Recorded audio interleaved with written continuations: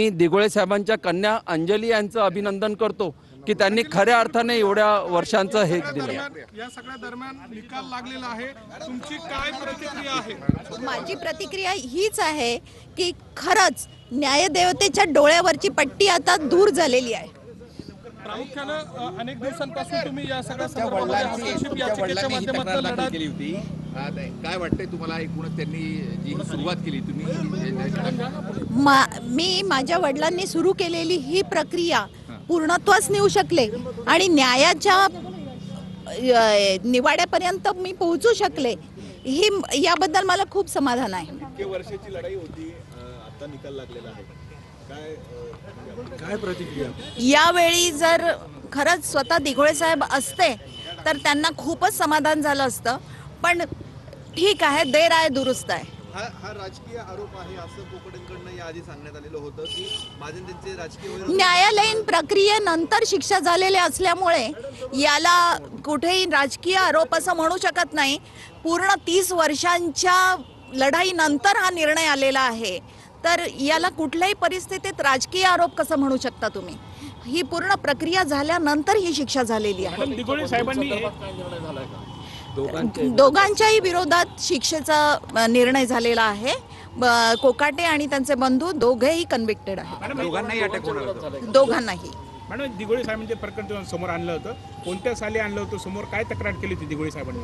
दिघोळे साहेबांनी ही सदनिका आर्थिक दुर्बल घटकात नसताना देखील आर्थिक दुर्बल घटकातल्या सदनिका घेण्याबद्दल त्यांना जी माहिती मिळाली त्याबद्दल जी ULC कडे तक्रार केलेली होती 96 साली, त्या अनुषंगाने हा खटला चालला। ठीक आहे। या सर्व याच्यात माझे जे या पूर्ण कायद्याच्या लढाईमध्ये ज्यांनी मदत केली आहे ते विधिज्ञ ॲडव्होकेट सर इकडे या ना प्लीज। या सर्व लढाईमध्ये आम्ही फक्त युक्तिवाद करण्यासाठी पुढे होतो, परंतु जी पूर्ण आमची टीम होती त्याच्यात ॲडव्होकेट प्रसाद नागवंशी, नंतर ज्येष्ठ विधिज्ञ अशोकजी आव्हाड यांच्या सर्वांचं योगदान लाभले, त्यांचं मी मनस्वी अभिनंदन आणि ॲडव्होकेट अपर्णा या सर्वांचं मी आभार मानतो आणि आपल्या सर्वांचा आभार मानतो की आपण अतिशय संयमाने हे सर्व कव्हर केलं आहे। थँक्यू। तर कोर्टातल्या वकिलांनी आपल्याला सगळी माहिती दिली, नेमकं काय काय घडलं। माणिकराव कोकाटे आणि त्यांचे बंधू दोघांनाही ही शिक्षा सुनावण्यात आलेली आहे आणि कोर्टाचे स्पष्ट आदेश आहेत, ते म्हणजे अटकेचे आदेश आहेत आणि त्वरित माणिकराव कोकाटे आणि त्यांच्या बंधूंनी शरण जावं किंवा मग पोलिसांनी त्यांना अटक करावं। TV9 मराठीवरती आपण हे घर बघतोय जे 10% सदनिका गैरव्यवहार प्रकरणातलं शासकीय कोट्यातलं, ज्याच्यावरती माणिकराव कोकाटेंचं नाव आहे। खोटी कागदपत्र देऊन हे घर लाटण्यात आलेलं होतं। हे सगळे जे प्रकरण आहे।